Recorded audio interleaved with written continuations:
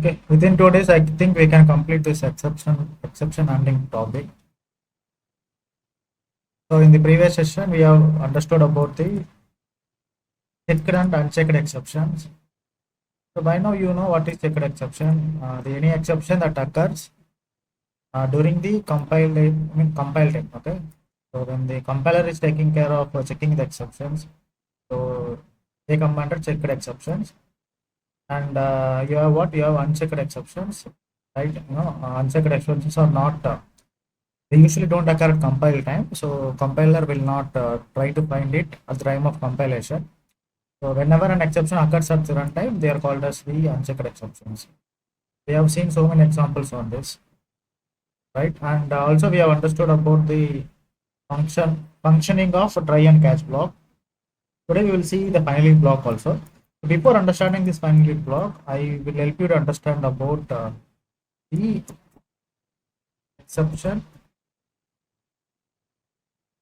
exception message.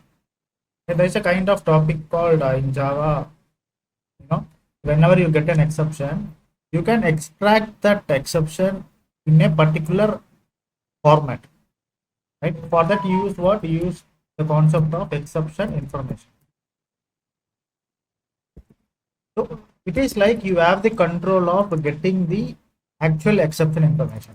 So when I say exception information, if you want to know only about the name of the exception, right? So there are three ways to get this information in the console. The first way is there is a method called print stack trace. So this method is part of throwable class. So throwable class has a method which is called print stack trace. So this print stack trace is going to give you exception in the form of three categories. So when I say three categories, like if you want to get the name of the exception, right? You want to get the name of the exception, followed by if you want to get the the exact description or the message, description or the message.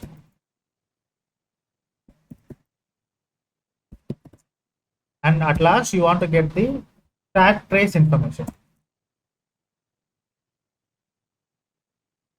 Stack trace information. So if you want to get the exception information in the console in this order, okay, you want to see the name of the what exception it is giving. If you want to see that, and if you also want to see the message or description, and if you want to see the stack trace information. So the stack trace information is like you get to see the actual line numbers, exact on which line the exception has occurred. Thus, that information will be seen, under this, as the replacement for the stack trace information. So stack trace information is nothing like the exact line number or the exact line number where the exception is occurring. That information will be seen. Want to see these three informations? You go for what? You go for print stack trace. So this method is part of the throwable class. Right? So to understand this, let me write a small Java code. You have public static void main. Let us say that I am using the try block. Okay. In the try block, I am just simulating the arithmetic exception, which is 10 by 0. So followed by you need to have a catch block. So my catch block is handling the corresponding exception. So I'm simply taking it as the exception. Okay. So in the console, if I just have to print if I try to take this reference variable, this can be anything. Okay. For the simplicity, we are taking it E. So I'm just calling the print stack trace method. If I just run this, so actually the exception is handled gracefully. Do you agree that the exception is handled gracefully here? How can I confirm that the exception is handled gracefully? Let us say that last line of the code. So since we are using the customized exception by using the try catch block, So the exception is handled gracefully, but still you are able to see the exact exception that is occurring. Even though you are using the exception class inside the catch blocks, the right exception is getting displayed on the console. Yes or no? Arithmetic exception. Hello? Yes, And the right message is also displaying, why the exception is occurring? Because you are trying to divide a number by 0.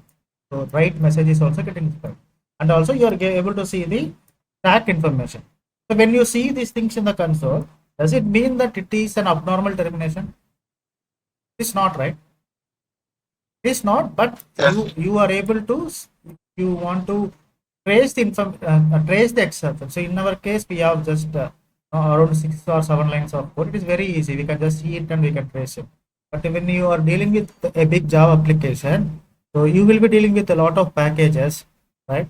In that case, it will be very difficult for you to identify on which line the exception has occurred. In that case, this information will be helpful for us to debug the code. Right? So this is the importance of what this is an advantages of using the print stack trace method. There is one more method. Second method is called as what? This is also part of the throwable class. But if you are trying to print if you just printing the reference variable of any exception. In our example, what is the reference variable in our example? Can I say that this is a reference variable? That's right. If I want to print just the reference variable, if I just print the internally, it would call what whenever you are printing the reference variable. We know these things, right? Java is going to call the toString method, yes or no? But even though when you place toString or when you yes, do not place toString, it's not a big deal. If you are placing toString, okay, it is very good enough. Okay, it is very readable. If you are not placing toString, if you are not calling toString explicitly, JVM is going to call the toString method, right? If I just execute this, so now you are able to see only two information. What is that? One is the exact the exception and the description, right? Description or the message, name of the exception and description of the message. Are we able to see the stack trace information here? We're not able to see, right? And I conclude that if you are just trying to put in the reference variable, right, it is going to call the toString method internally, and you get to see what exception, name of the exception followed by the exception message. But in the print stack trace, you get to see the name of the exception, you get to see the exception message, or you can also call it as description of it. Description. So this is how it is going to be. There will be a colon here. The description. Same thing applies here.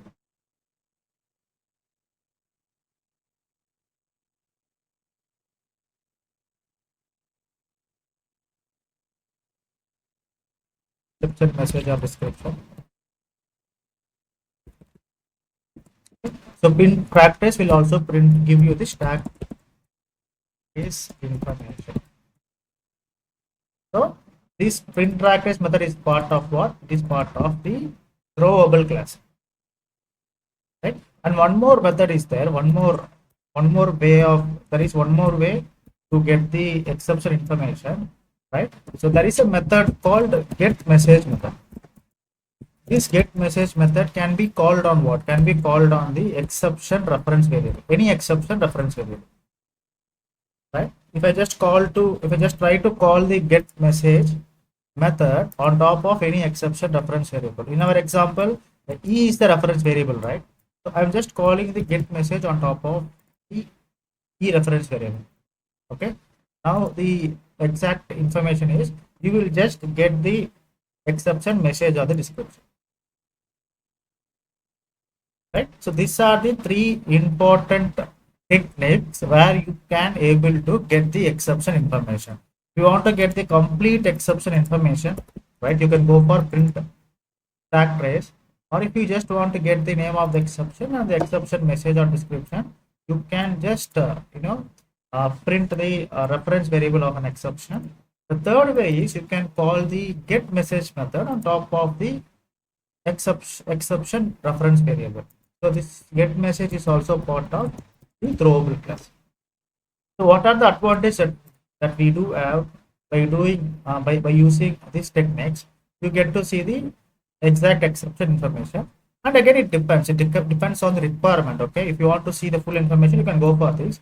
Sometimes for you, when it is okay to just get the exception message, you just use this. Okay, but ideally these things are just used to are they handling the exceptions? No, right? What they are actually doing, they are just giving you the exception message. Do you agree with that? They are not handling the exceptions. Exceptions are handled gracefully by try class blocks. They are taking care of that, but these things are taking care of displaying the exception information to the console. Do you agree with that? Yes, sir. Hello? Yes, sir. No confusion here, right? Okay, let's jump to the next topic. Okay, now we got to know what is an exception information. Okay, so these are the methods that one has to remember. Now there was a question in the last class. Okay, what was the question that we were I was asked, right? If you remember, try with multiple catch blocks. Right, we will understand about how to use the multiple catch blocks along with one try block. So you can use what? You can use multiple catch block. Let us say, so catch block, I can take any catch block here. For example, my try block can throw any kind of exception. I cannot pinpoint. I cannot pinpoint it can throw only arithmetic exception. I cannot say that. It can also throw SQL exception. There are high chances, right? It can also throw file not found exception. Okay, I might be dealing with a large number of lines, a large number of risky code where it can throw even arithmetic, or there are high chances that it can throw SQL, or there are high chances that it can also throw file not found exception, right? So whenever I am dealing with this risky code, so this is my risky code, right? Whenever I am facing or whenever I am dealing with this risky code, right? I should find a way. I should find a way to deal with all these exceptions. At any point of time, okay, if I come across arithmetic exception, I should have a catch blocks to handle that arithmetic exception. Or let us say that the arithmetic exception is not happening. What is the next exception? SQL exception. I should have a catch block to handle this SQL exception. Let us say that the SQL exception is not happening. I am facing the file not found exception. I should have a catch blocks to to handle this file not found exception. And also I want to be very specific. I want to be very specific. When I say very specific, I want to display the exact information in the console. What kind of exception is actually occurring? I want to be very specific. I know already that my try code is going to have these three exceptions. I mean, there are high chances that it is going to generate only any one of these three exceptions. Okay, I should write my catch block in such a way that the hierarchy should be right. So in the beginning, I'm expecting arithmetic exception, right?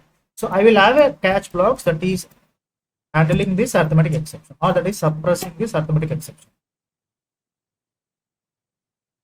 right? And if I let us second one is what? Second one is SQL exception. So I will be having another catch blocks that is going to handle this SQL exception. Okay. And the third one is I am expecting file not found exception. So I should have a catch block that is handling this file not found exception. Okay, so I am using the same order. I'm not changing the order. Okay, let us say that if there is some other exception is happening apart from these three exceptions. So instead of these three exceptions, okay, if some other exception is happening, which is even not there, which is even not expected by the developer, right? Some other exception, for example, let us say a kind of null pointer exception that is not even expected. Null pointer exception. The developer is not even expecting an exception. That the possibilities are like 1% of possibilities there to happen any other exception. To deal with that, I will be using something called, a catch block.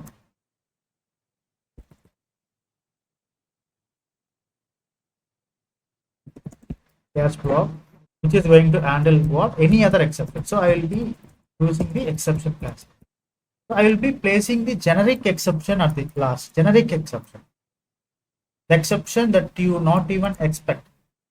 So I will be placing the specific exception in the same order. Okay, AE, SQL, FNA, AE, SQL, FNA. Okay, if something is going wrong, okay, if the my Java code is generating any other exception apart from that, for that even I am also placing an placing a class block that is handling that generic exception. You understand the hierarchy of the catch block, how the catch block should be designed, multiple catch blocks should be designed. Hello? Yes, sir. Yes, sir. Yeah. Tell me. Exception అంటే రెండు మూడు అలా వస్తే అది exception hand catch చేయగలుగుతుంది exception class No, no, no, no, no. See, your question is completely good. Huh?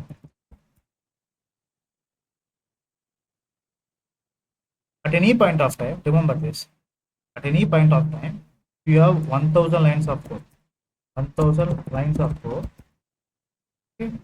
If one exception is occurring, only the try can handle, the try can transfer the control. The try block can transfer the control for only one exception. You are not sure which exception will be generated out of this 1000 lines. So the exception might be generating at the 555 line, line number 555. Okay, the control will just be transferred. Then what about the fate of the remaining lines? What about the fate of the remaining lines? They won't get executed. They won't get executed, but the idea is there won't be any abnormal termination. Okay, so let us say that okay, if there is no corresponding exceptional handler, or else there is no corresponding catch block for on this for 5 line, corresponding in the sense if it is generating something like arithmetic exception. Okay, so you are having this arithmetic exception, you are having a corresponding catch block. Okay, no issue, this will be handled. Okay, apart from any exception that is not handled respectively the catch block, handle those, you will be having the exception block and except at the last place at the last. So two exceptions cannot be, like you said, more than one exceptions cannot be handled in the catch block. At any point of time, only one exception will be handled. When the try block is generating an exception, that is always only one exception. Are you getting? So, do you think is there any way to generate multiple exceptions? Is it? Yes, sir. Multiple exception is not only when multiple exception is possible. You can say that okay, the exception, the catch block with the generic exception can handle that multiple exception, but there is no chance for that. Only one exception can be occurred. Only one exception can be transferred. Right? So this we will understand. We will understand some examples. If you have any doubts that is not answered, there it will be clear. Right? So the $1 billion question in the interview room is, it is like many of the time they ask, okay, what is the hierarchy of multi-catch block? So when I say hierarchy, so now let me instead of doing this. Okay, now you have a try block and you have a catch block. So as a developer, I know that my try block can generate only the arithmetic exception. I am being very specific, right? It's going to generate arithmetic exception. So, but still, I wanted to write what? Okay, let me say it is an arithmetic exception.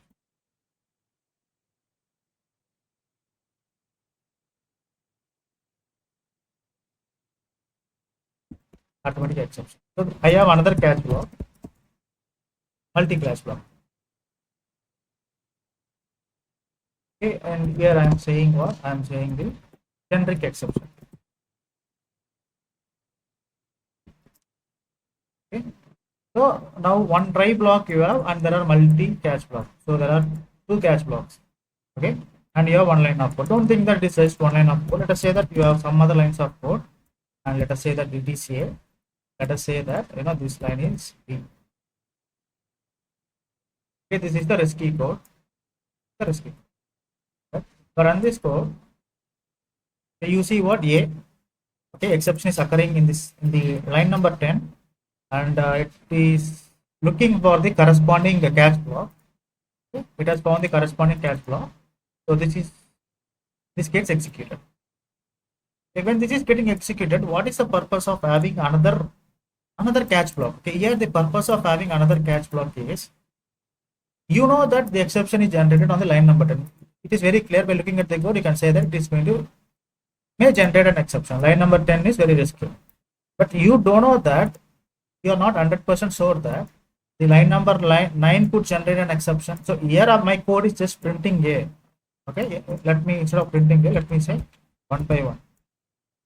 Let me say there is some other logic inside. Okay, 2 by 1. We are not sure whether these two, line number 9 and line number 11, they could also go wrong, right? We are not sure. We cannot give 100% guarantee that every line that we write in the Java program is going to be 100% safe from exception. We cannot guarantee that. So because since we are not 100% guaranteed, okay, we are having an additional catch block which is going to handle that. This may throw null pointer exception. We are not sure. This may throw any other exception. So that needs to be handled, right? Well, are you getting what I'm trying to say? In your try block, you're dealing with a lot of code blocks will be there. You cannot zero in on one particular line of code saying that is going to generate an exception. There are high chances that other lines are capable enough to generate an exception. For that, you will have a catch block. But just look at the hierarchy. How the hierarchy is here. In the first catch block, don't you think that arithmetic exception is the child class of exception class? Yes, sir. Look at this, how the hierarchy. You want to understand this hierarchy. Okay. Once you understand this hierarchy, then handling this multi-class block is going to be very easy. So this is the okay. First order. Look at the order of the multi-catch block. Look at the order of the multi-catch block. First, you are placing the arithmetic exception. We want to find a relationship between this arithmetic exception and the exception class. Second catch block is what? Exception. What is the relationship between arithmetic and exception class? You just go back and see the table, see the hierarchy. What is the relationship that they have? They have parent-child relationship. Which is parent and which is child? Exception is parent. Exception is parent. Yeah. So the parent class, okay, the hierarchy is like the order of the multi-class block should be from child to parent. Do you agree with that? From child to parent. Yes, sir. Child to parent. I will tell you why it should not be from parent to child. We will understand why it should not be like from parent to child. What happens if I just do the opposite? Okay, when I say if I just do the opposite, right? I just want to keep this exception over here. Okay, I want to keep the arithmetic exception.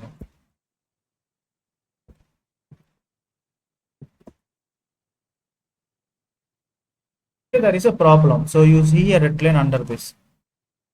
Right? Let me forcefully execute this. When I execute forcefully, unresolved compilation problem. Okay, unreachable catch block for arithmetic exception. It is handled by the catch block for exception.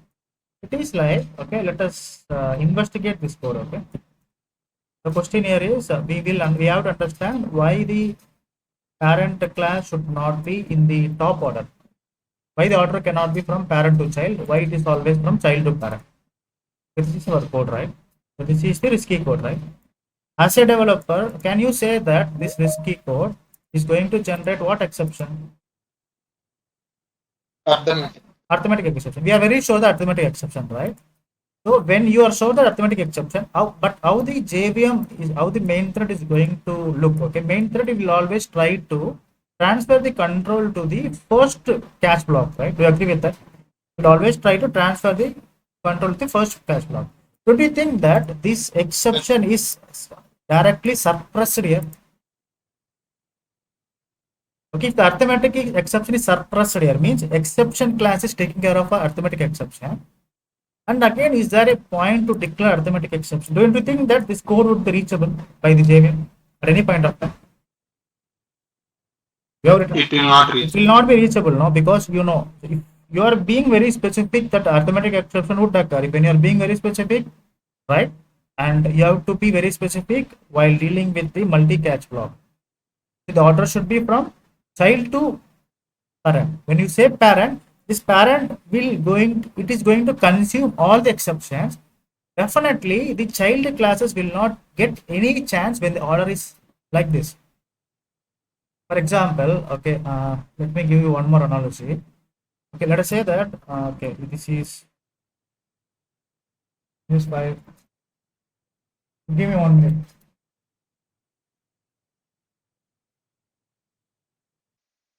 Parent also can print, no, sir, arithmetic exception. What, Sudhir? Parent. But parent also can print. Yeah, No. that is valid. That is completely valid. Okay, our point is completely valid. So remove this. So I am not dealing with multi-cache block. Like you said, it is completely valid. Because this is being consumed by this exception, yes or no? The point here is when you are adding arithmetic Yes, sir. exception at the bottom, you are messing up with the order.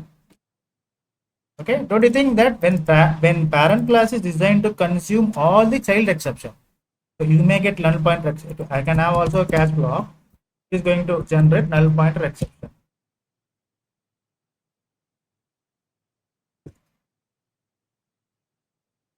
Right? So let us say that this code is generating null pointer exception. This will be consumed by the first cache block, right?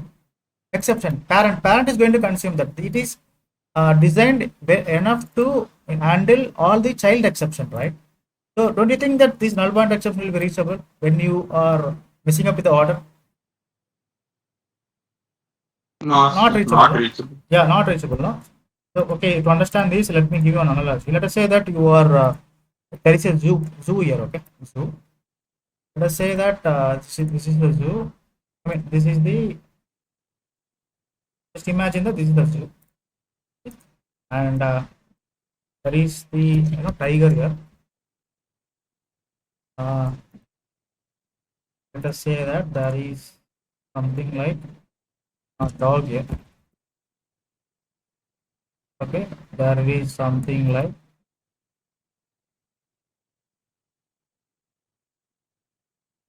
cat here, right? And this is the gun. Okay, and you are appointed to supply the food for these animals, or to give the food for these animals. Let us say that this is you. Okay, and what you are doing? You are sending a rat inside. Okay, so rat just going through this lane. Don't you think that tiger is capable enough to eat this rat?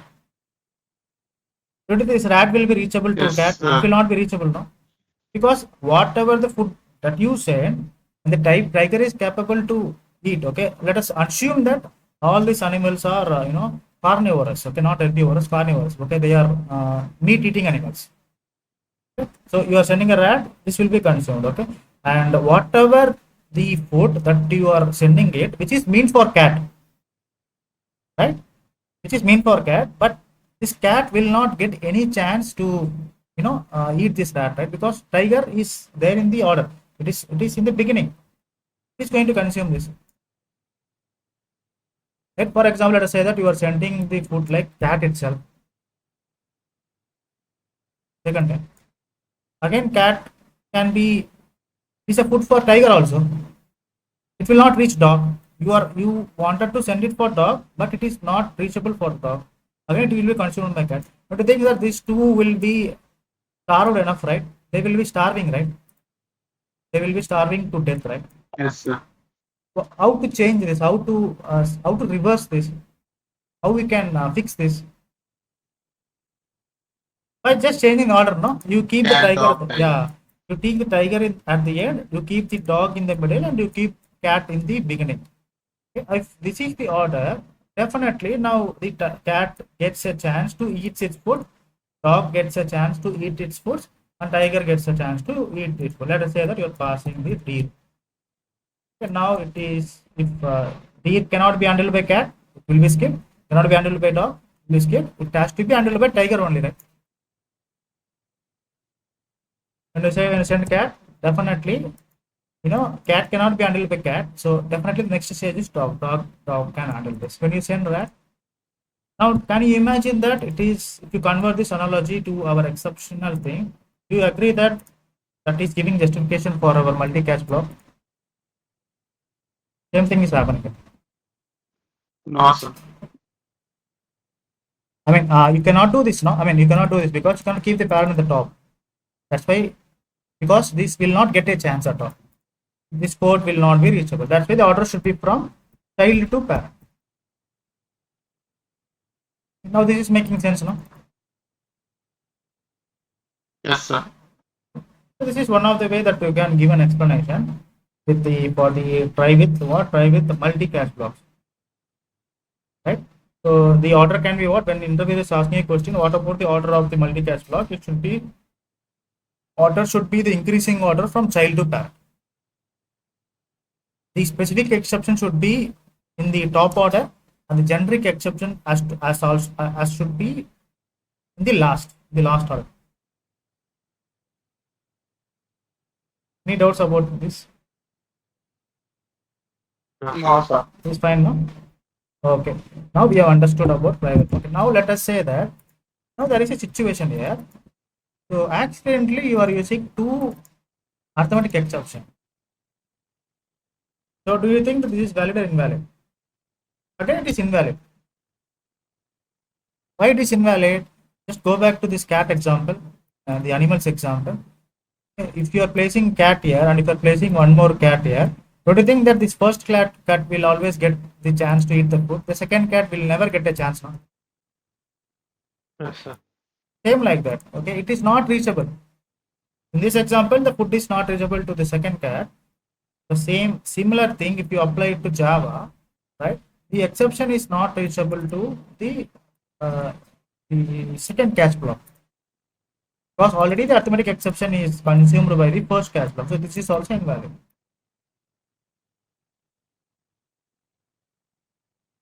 Right? So I think your questions related to try with multi-catch block is answered by multi-catch block. The next thing is we'll understand about a special block which is called as what, the finally block.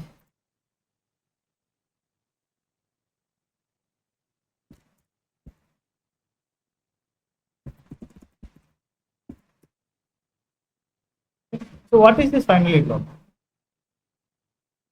Finally block is again the part of what? It is again the part of customized exception handling. The purpose is in the future, so whenever you are whenever any Java application, okay, whenever you take any Java application as an example, your Java application will always try to interact with the database. Okay, Java application will always tries to interact with the database. Your Java application, let us say that it is your database. So to interact with the database, so you have to take care of three steps, guys. Remember, these are the three major steps that you have to remember to interact with the data or to establish the connection with the database. The first thing is you need to open the DB connection.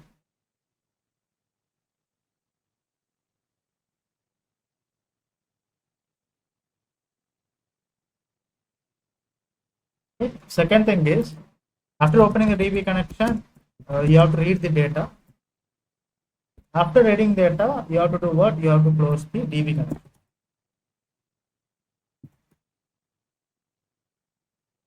Okay, the first point is like open the DB connection means establishing the connection between your Java code and the database.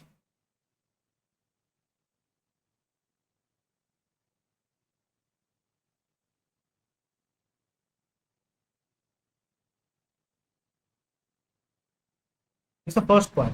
It's the first point. Connection between Java and the database. The next second thing is the reading the data. Okay, from the DB, you want to read the data. Read the data and you want to put it in the database.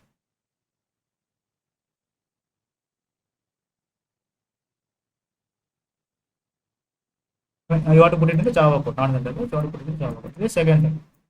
After doing these two operations, okay, you want to do what you want to do. You want to just close the connection. You want to make sure that the connection is closed after doing your operations.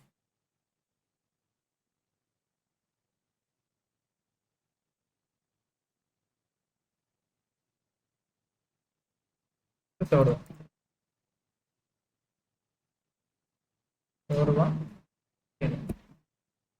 These are the three major steps that you want to do to make sure that your program is very effective. Okay, the DB connection should always be closed. Okay, as soon as you start doing your operations, you start completing your database operations. Okay, as soon as you complete it, the DB connection should remain closed. You should close that connection. Can you leave a tab open in your house after consuming the water? You cannot leave the tab open, right? You will close the tab because your requirement is fulfilled, right? Likewise, whenever there is a connection established the DB, you cannot keep it open always. You have to close it. You have to close it. For some security reasons, you have to close it as soon as you are done with your operation. Okay, if we want to convert this example to the finally block, okay, so let us say that, okay, I have a try block, guys. Let us say that I have a try block. My try block is performing these three operations. Okay, open DB connection. Okay, and read data and close DB connection. Okay, so I have a try block, and my catch block is designed to handle what? It is designed to handle the corresponding exception. If I have a code like this, let us say that the exception is happening while reading the data. Exception is happening while reading the data. So don't you think that as soon as the exception happens, the main thread jumps to the catch block, right? The main thread jumps to the catch block. The kind of what it is a kind of, even though if you're handling the exception, right? Don't you think that the DB connection will not be closed forever? Yes, sir. It will remain open, right?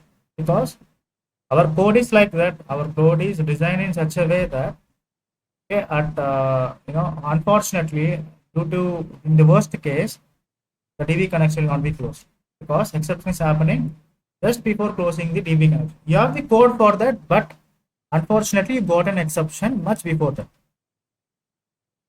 right? So in this case, what we are trying to do here is, so they have introduced something like a block called a finally block.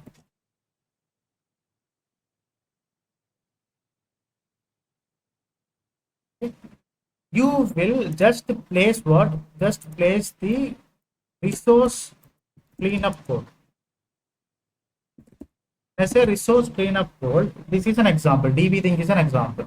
You always wanted to close the DB. So after completing your requirement with the DB, you always wanted to close the DB.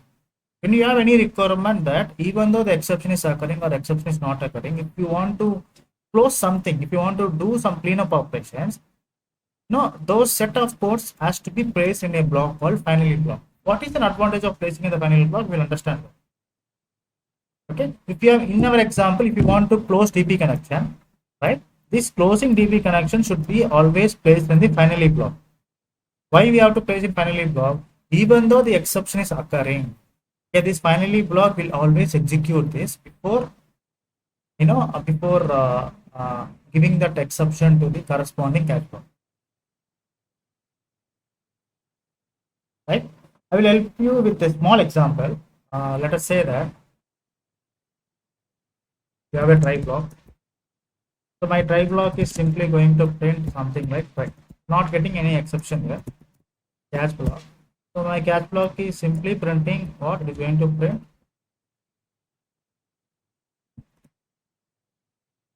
catch. We have what? We have finally block. Finally block is going to print finally. So just run this code. Okay, just run this code. Now we know the output. Okay, try and finally, because you don't have any exception in the try block. When you don't see any exception in the try block, definitely catch block will never be executed, right? And again, the catch block is skipped, but finally block is getting executed. This finally block is the part of try catch block.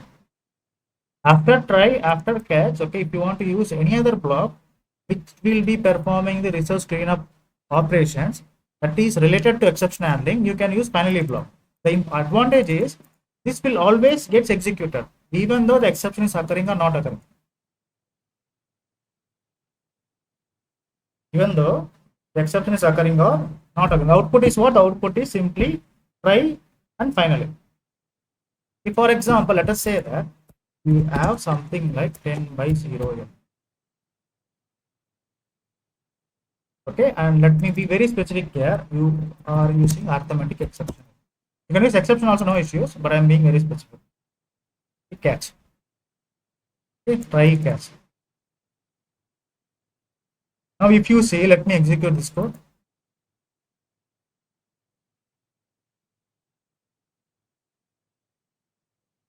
So now you're understanding try is executing, catch is executing, and finally is also executing. So in my finally block, you are placing a kind of code you are placing it. You want this code to get executed always, even though the exception is occurring or exception is not occurring. Let us say that this is an important code that needs to get executed. Okay, if you are placing it here, very important code. You don't have such thing like finally block. Don't you think that this won't get executed, right? Do you think that this line get executed important code? No, sir, it will not execute. Not executed now. So when you want to execute some important codes, even though the exception is occurring or exception is not occurring, right?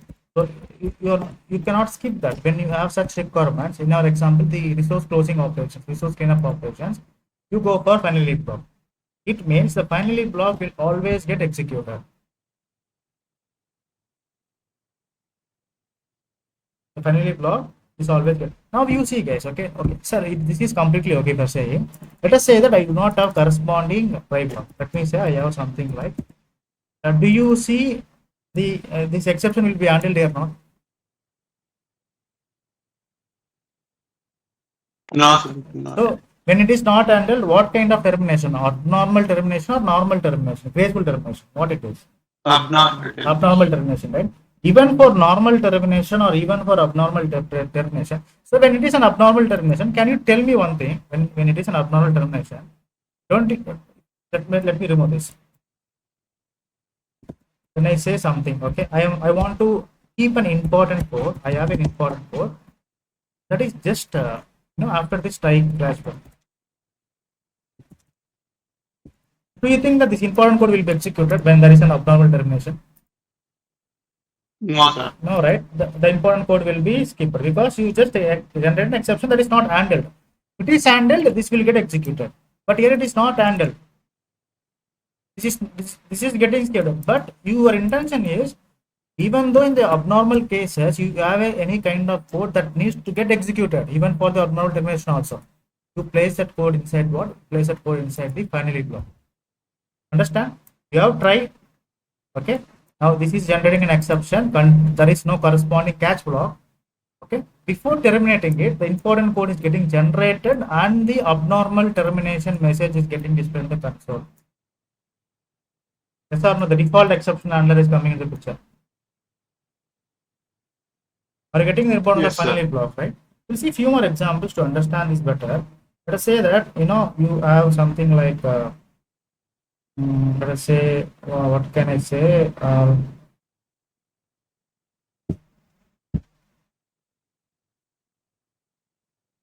Now you tell me the answer.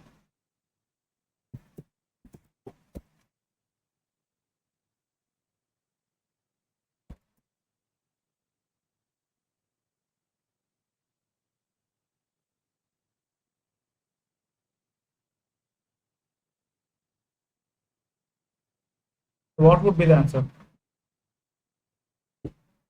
Try exception important code. Correct. Try exception and important code. Important code is getting done. So in the interview room, the question could be like this, guys. How the question is going to be is right. So they will give you a scenario. Okay, what they do is, let me remove this. Let me also remove this. Okay, I think I will get confused if I do this. Now you tell me the answer if you have some knowledge about this. When I say I have a number here, integer a equal to 3. Okay, I just want to say if a equal to 3, right? Return. Okay, sum dot out of println last line of. Now can you say what would be the output here? Nothing will be. Nothing. Blank. Okay. Let us simulate one more thing. Let us say that. Now what will be the output here? If block. If block will be printed. So why this line is not printing? You know that, right? Because line number 15 is not even getting a chance. Let's say not even getting a chance. Okay, the main thread will start executing from the line number 7. It says okay, value 3 is assigned to a, and again in the line number 9, okay, the a is found to be equal to the given value here. So the if block has to get executed, the first line gets executed. So it has encountered a keyword called return keyword. Return means blindly, okay, the main thread will come out of the current method. In our case, the current method is what? The main method. It will not even think about executing the remaining instructions. As soon as it encounters the return keyword, it is going to get terminated from the current method. In our example, the current method is main method. It's going to get. Let us say that if I am having something to here, now what would be the output? Last line of code. Last line code is valid because this is getting a chance, right? This is getting a chance. Last line of the code is getting a chance. Likewise, let me remove this. Okay.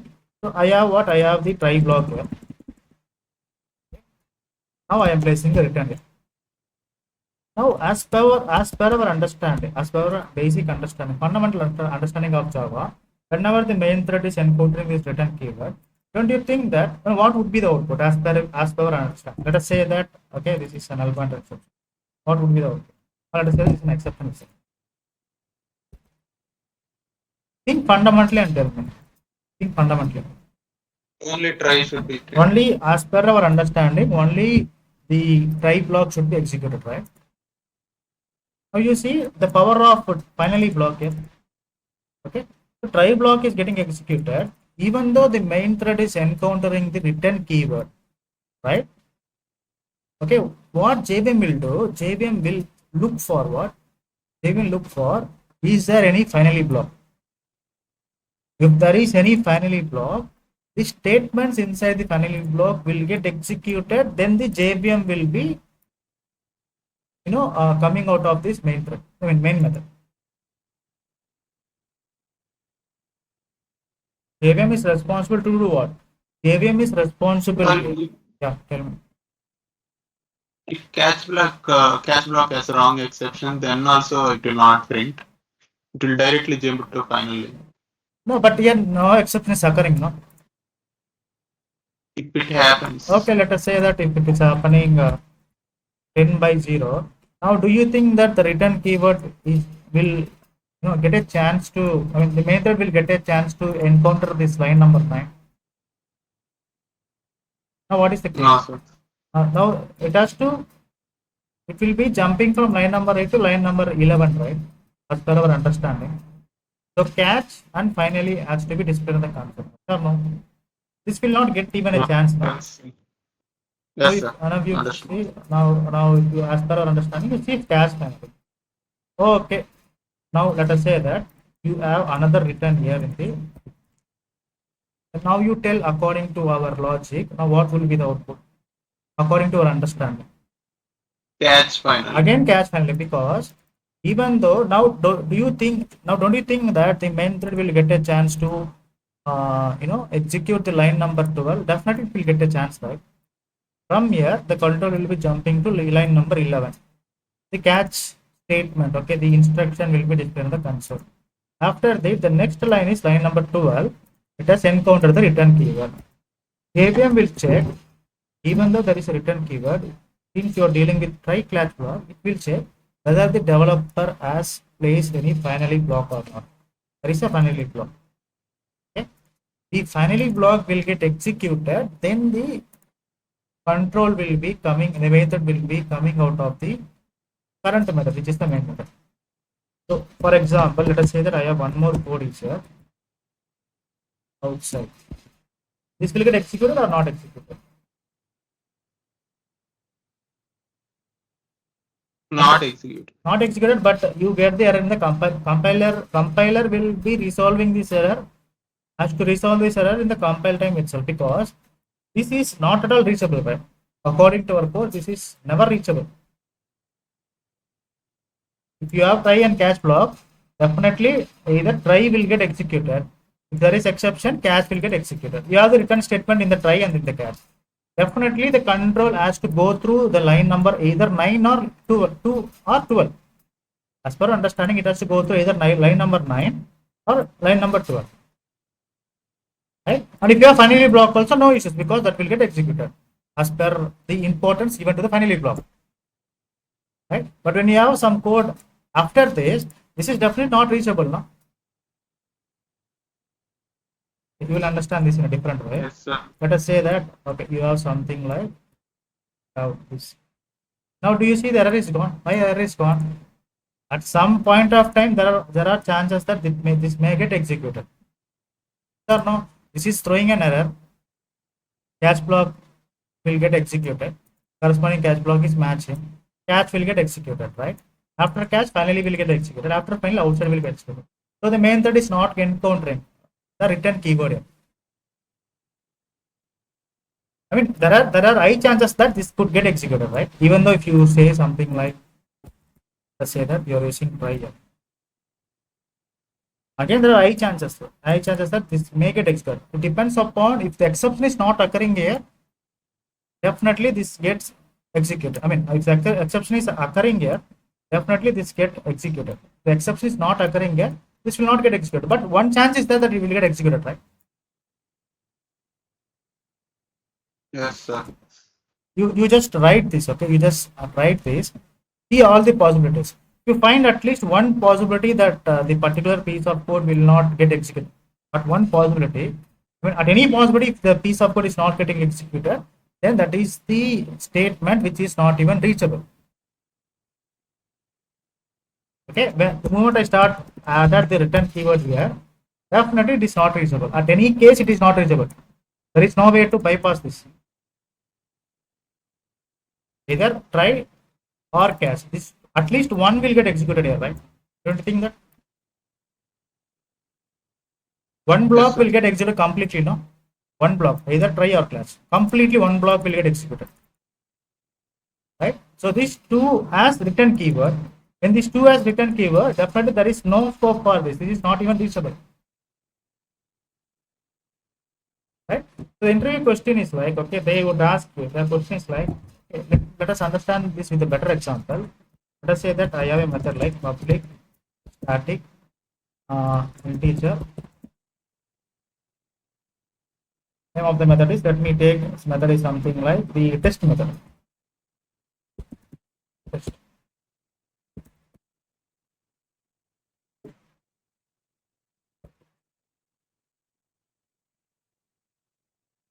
So my test method, in my test method, let me remove this.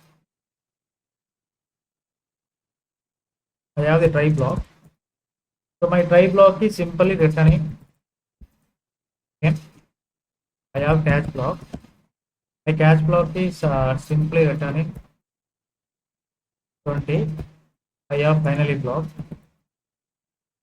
My finally block is simply returning 30. So I have what? I have three return statements here. Right? Now I have another method which is the main method. So my main method, I am simply calling that test method. So what would be the output? I am calling a test method. Okay, the control. Can you say what would be the output? This is the interview question. This is entry question. 10:30. What? 10:30. 10:30. Okay, let us understand this. This is where actually we lag. The output is only 30. I will tell you why only 30. This is also a popular entry question. I will tell you why. Only 30. Okay.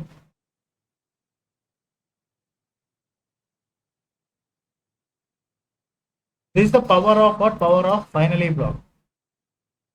So this instruction, the execution will start from main method now.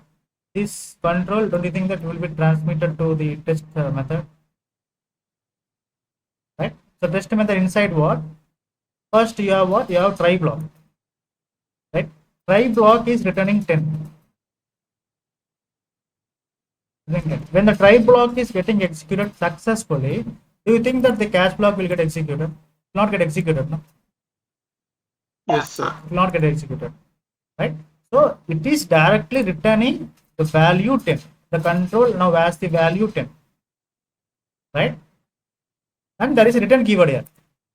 I have said no, before the JVM is jumping out of the current method. What is the name of the current method? Test method. Before making the decision to, transmit the control or to send the main thread to jump out of the current method or to terminate from the current method, you think that will check for the finally block or not? Yes, sir. It will check. It will check. Okay. Again, the finally block is returning something like 30. What JVM will do? JVM will give priority to the finally block. So 10 it will be replaced by 30. And this 30 will be transmitted back and given to the method call. Output will be 30. Your returning is something. If you are using print statement, that is different thing. Print statement, if you are using a print statement, you see as per your understanding is 10 by 30 because printing is different than doing the manipulation. The memory level, it is like replacement, no? Yes, sir. Understood. The printing Understood. printing means it will print. The memory level, the same memory block will see the replacement. Okay, the existing value will be replaced by the current value. That's what happening. Now, do you understand the power of? They ask you the return versus finally. When the main thread is encountering the return statement in the try or catch block, do you think that the finally block will get executed? The answer should be what? Yes. Big yes. Just rejoin, okay? If you just logging out of this meeting room, rejoin. You understand the power of finally block?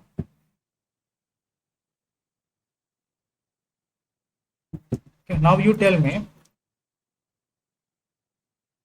Okay, now what will be the output?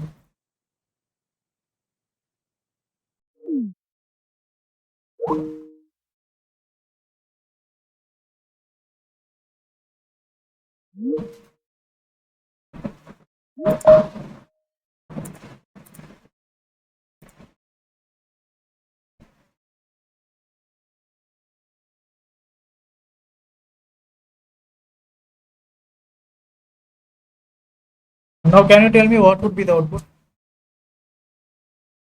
30. Now 30. Correct. Now you are getting this one. Because even though it is returning 20, right? So exception is happening now. Exception is happening here, no? 20. Right? This 20 is this 30 is replacing this 20. Right? So now you tell me what would be the output.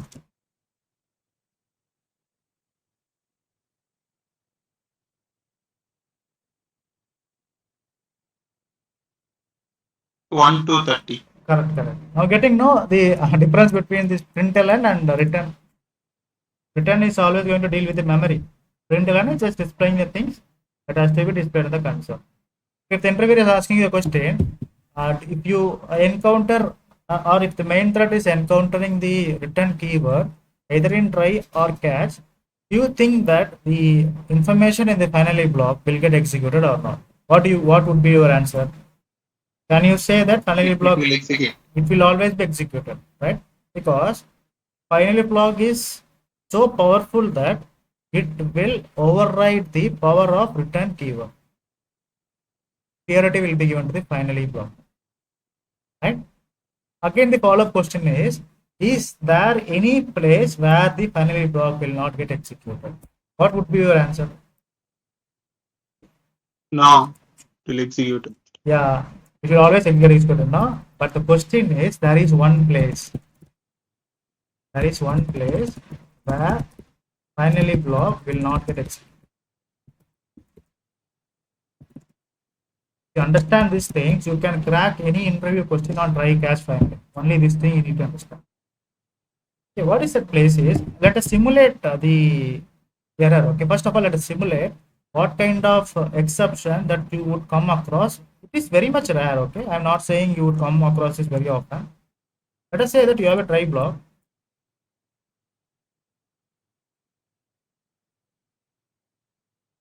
Let's say that the try block.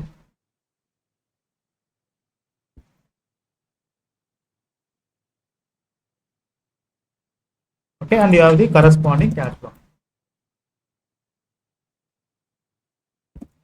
Exception.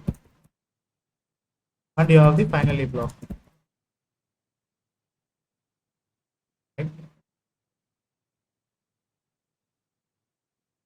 Okay.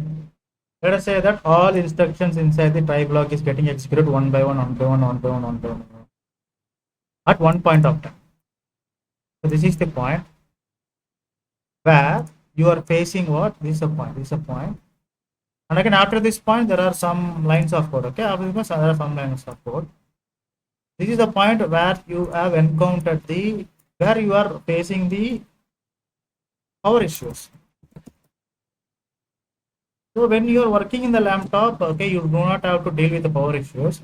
But do you know that when you are working with the desktop computer, when there is a power issue, when there is no UPS, there is always an abnormal termination. Do you agree with that? Yes, sir. So power issue, abnormal termination, right? So why the power issues will never execute the, so this is the place where the finally block will not get executed. I will tell you why. For example, so this JVM is also backed up by the power only, no? JVM. JVM is part of your desktop computer. It is also backed up by only when the power is there, the JVM will work. When the power is not there, JVM will work. Yes or no? Yes, sir. Who is responsible to execute the finally block? Again, JVM is responsible to execute the finally block. Not main thread, JVM. JVM is responsible to execute the finally block. Right? So when the things are going well, when the exceptions are happening programmatically, means programmatically, let's say programmatically, there is the scope for JVM to do the decision making. Yes or no? There are no power issues, and when the exceptions are happening programmatically, JVM can do the decision making because it is completely running. It is 100% running. It is completely activated and it is doing its job because it has a power backup. When you face any program issues, when you face any issues programmatically, the try block, when the exceptions are occurring programmatically, JVM will do the decision making. Okay, JVM will check for the finally block, and all the instructions will inside the finally block will get executed. It will ensure that the finally block gets executed. Okay, that is 100% true even for the return keyword also. Even it is going to override the power of return keyword also. Right? But for the power issues, okay, for the power issues, when the power is off, JVM is also off, right? JVM is also off, right? Do you think that JVM can make a decision to execute the finally block and go down in the shutdown mode? Hello? No, sir. Power is off, definitely. JVM has no power to execute the finally block because there is no power itself. When the power is activating the JVM, when the power, because of power, when the JVM is, on the activated mode, can make decisions. When the power itself is not there, JVM cannot make a decision to execute the finally block. So this is the place where the finally block never get executed. But tell me, I will tell you one thing. You cannot explain this kind of this for analogy. I'm saying this information cannot be explained in the interview. You don't say you have power issues like that. There is a place called. Let me say that you want to But simulate, try also will not execute it. No, sir. RAM will be cleared now. Power will be up. that's what I'm saying. When power is there, okay, we have executed till here. We have executed till here, right? Even though it is a power issue, but for the try block, it is an exception only, no? When there is a Yes, sir. disturbance, for the try block, it is an exception only, right? Disturbance is called as exception, no? For the try block. With respect to try block, I'm talking. Yes, sir. Yes, sir. Any disturbance is an error. So for to handle that error, it will definitely look for the corresponding catch block. But here the error itself is the power itself is an error. Okay, let us simulate that first of all. Simulating is nothing but let us do something like this. Let's say that I have some.out.println. I want to execute one. Okay, there are some lines of code. I want to execute two. I want to execute.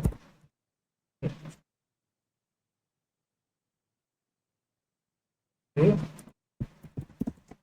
catch block. I want to execute four. Finally, I want to execute one. Now you know the output. Now what could be the output? 1, 2, 3, 5. 1, 2, 3, 5 is output. Catch block will never get executed. What I'm saying is, let us say that power cut is happening in the line number 12. How I can simulate the power cut in Java means I have something like system.execute. It's not a power cut, okay? Don't think that it's a power cut. I'm not simulating a power cut. I am simulating the forceful termination of the JVM. Both are same. When you shut down the JVM forcefully, means you are deactivating the JVM forcefully. This is just kind of removing the batteries from the JVM. This is an activation mode. You want to shut it down, or you want to kill the JVM forcefully. Here you have killed the JVM forcefully. How to kill a JVM forcefully? By using system.exit, forceful exit. Okay. If I run this piece of code,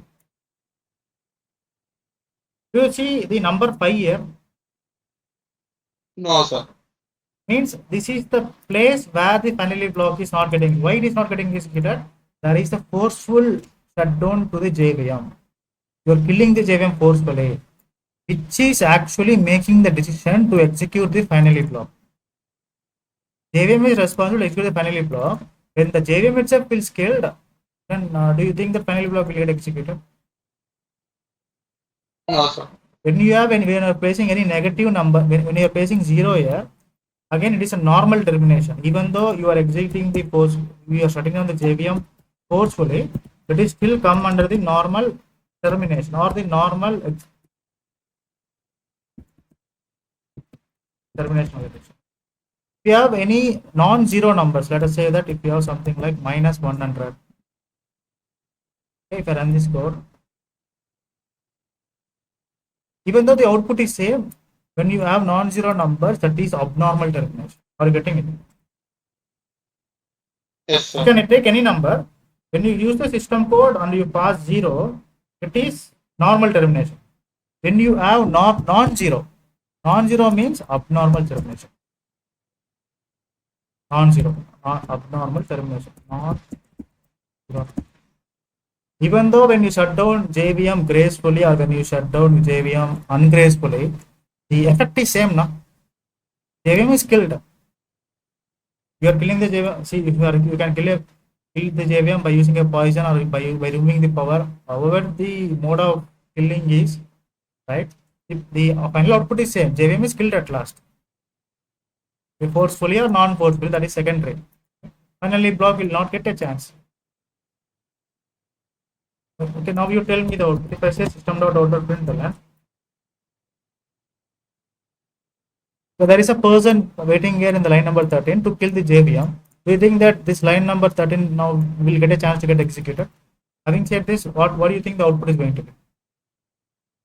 1, 2, 4, 5.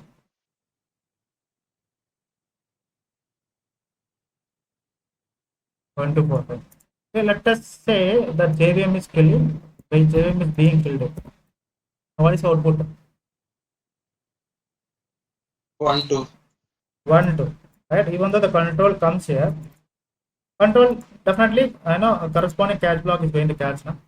But finally block will not get executed, right? Let us say that you are killing the JVM with the finally block. What would be the output? Again, 1, 2, no? 1 to 4. Correct. 1 to 4. Now 4 is coming in the picture, correct. 1 to 4. Now let us say that you are killing the JVM after executing all the instructions in the final block. Now it is fine now. Yes, sir. Everything will be. Vertically executed. 1 to 4. 3 is skipped because the exception is happening. Now the interview question is, in which case the finally block will never get executed? What you would say? You don't say that power cut and all. Say that when you are terminating the JVM forcefully, or when you are shutting down the JVM forcefully, right, by using system.exe, so that is the place where the finally block will not get an opportunity, because the decision making of executing the finally block is done by JVM. When the JVM itself is shut down forcefully, it will not get executed. Don't forget this. Will you forget this? Finally block. Only one case is that it will not get executed. And again, they would ask you question like how return versus finally. Now you know the answer. You know the answer. Return versus finally. Hello. Yes, sir. You have the finally will get every even for case. every time it will execute. Only this case it will not get executed. Okay? Explanation. Okay. So having said this, okay, tomorrow we will next one I will take 2 more days to complete exception handling. So within those 2 classes, trust me, you won't get 100%. You get 2